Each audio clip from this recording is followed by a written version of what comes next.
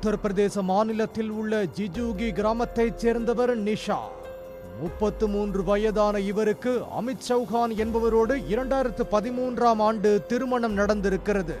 இந்த தம்பதிக்கு 11 மற்றும் 8 வயதில் 2 ஆண் பிள்ளைகள் உள்ளன. அமித் சௌஹான் டெல்லியில் வேலை செய்து வந்த நிலையில் நிஷா பிள்ளைகளோடு ஊரில் வசித்து வந்திருக்கிறார். 4 நாட்களுக்கு முன்பு நிஷா மருந்து வாங்குவதற்காக நெக்பூருக்கு சென்றிருக்கிறார். அடுத்த சில மணி நேரங்களில் நிஷாவின் தந்தை பல்ராம் சிங்குக்கு தொலைபேசி அழைப்பு வந்திருக்கிறது. எதிர்முனையில் பேசியவர் நிஷா உடல் முழுவதும் தீக்காயங்களோடு ஸ்கூட்டியில் மருத்துவமனைக்கு வந்ததாக கூறியிருக்கிறார்.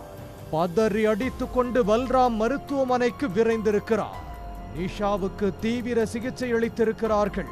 ஆனால் அவர் சிகிச்சை பலனின்றி பரிதாபமாக இறந்து போயிருக்கிறார்.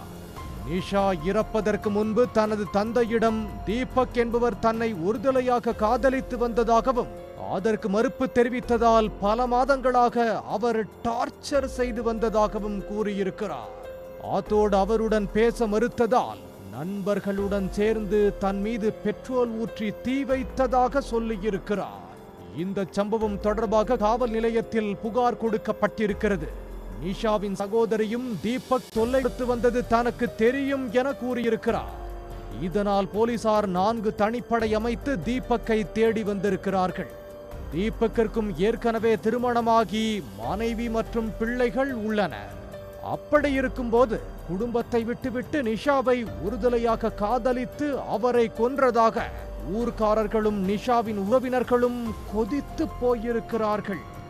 தொடர்ந்து நடந்த விசாரணையில் 3 நாட்களுக்கு பிறகு போலீசார் தீபக்கை மடக்கி பிடித்திருக்கிறார்கள். ஆனால் அவர் அளித்த வாக்குமூலம் இந்த வழக்கின் போக்கையே மாற்றியிருக்கிறது.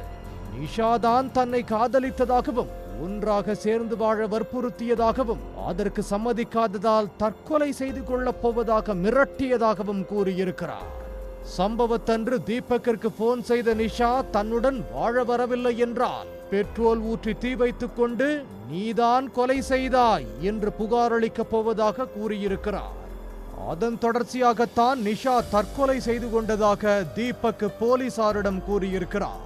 நிஷா மரணம் அடைந்ததை தொடர்ந்து பயத்தில் தலைமறைவாகிவிட்டதாக வாக்குமூலம் அளித்திருக்கிறார். தீபக் கூறியதை உறுதி செய்யும் விதமாக நிஷா பெட்ரோல் பங்கில் பாட்டிலில் பெட்ரோல் வாங்கும் சிசிடிவி காட்சி கிடைத்திருப்பதாக போலீசார் கூறுகின்றனர். ஆனால் இதை நிஷாவின் குடும்பத்தினர் ஏற்க மறுக்கின்றனர்.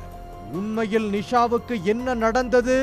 அவர் கொல்லப்பட்டாரா அல்லது தற்கொலை செய்து கொண்டாரா என்று போலீசார் தொடர் விசாரணை நடத்தி வருகின்றனர். முழுமையான விசாரணைக்கு பிறகே நிஷாவின் மரணத்தில் உள்ள மர்மம் விலகும். உடனுக்குடன் செய்திகளை தெரிந்து கொள்ள சன் நியூஸ் பெல் ஐகானை கிளிக் பண்ணுங்க.